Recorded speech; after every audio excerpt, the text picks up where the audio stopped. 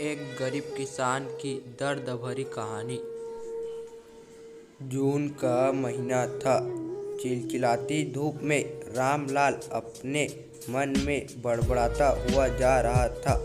धूप इतनी तेज थी कि जमीन भी आग से तप रही थी। रामलाल के पैर में चप्पल भी नहीं थी। वो नंगे पैर लंबे लंबे पंखों से आगे बढ़ता जा रहा था। उसको अपनी नहीं बल्कि अपने खेतों की बहुत ज़्यादा फिक्र थी। जंगली बुंडों के झुंड खेतों में आते थे और कुछ ही मिनटों में खेतों को नष्ट तहस कर देते थे। रामलाल के खेतों में इस साल बहुत ही अच्छे तरबूज की फसल लगी थी, जिसे देखकर उसकी जान में जान आती थी।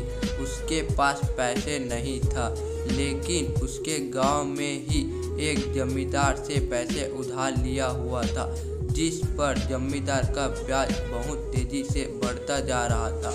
रामलाल मन में सोचता रहता, इस बार तरबूज बेचकर जमींदार का सारा कर्ज चुकाऊंगा और इस बार अपनी बीवी के लिए अच्छी सी साड़ी और अपनों लिए एक कुर्ता खरीद लूँगा।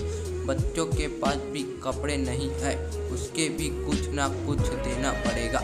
आगे शादी भी आने वाला है, जिसके लिए रजाई और कंबल भी लेना पड़ेगा। वह यह सब अपने मन में बड़बड़ाते हुए खेतों की तरफ जा रहा था। उसके पैरों के फिक्र नहीं थे। आम आदमी तो ऐसी गर्मी में नंगे पैर नहीं चल पाता, लेकिन रामलाल अपने मन में सपने देखता हुआ अपने खेतों की ओर बढ़ता चला जा रहा था। खेतों के पास पहुंचते ही रामलाल गदगद हो गया। खेत में बहुत अच्छी तरबूज की फसल थी। वह हर समय खेत में ही आते जाते रहते था, क्योंकि अगर धोखे से भी घुन आ गया तो उसका पूरा का पूरा खेत कुछ ही समय में ख़त्म हो जाएगा और उसके सपने मिल जाएंगे। इसके लिए रामलाल दिन में और रात में पूरा समय खेत में ही गुजारता था। रामलाल की पत्नी की फूली नहीं समा रही थी, क्योंकि 10 साल बाद उसके खेतों में इतनी अच्छी फसल लगी हुई थी, लेकिन गर्मी बहुत ज़्यादा थी।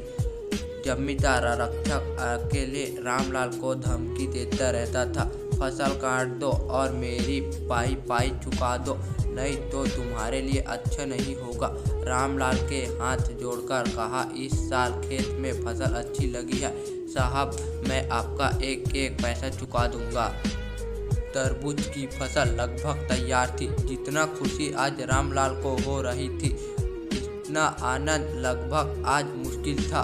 वह मन ही मन खुश से झूम रहा था, लेकिन उसको पता था कि अगर जरा सी भी हमसे चूक हुई तो मेरा सब कुछ नष्ट हो जाएगा।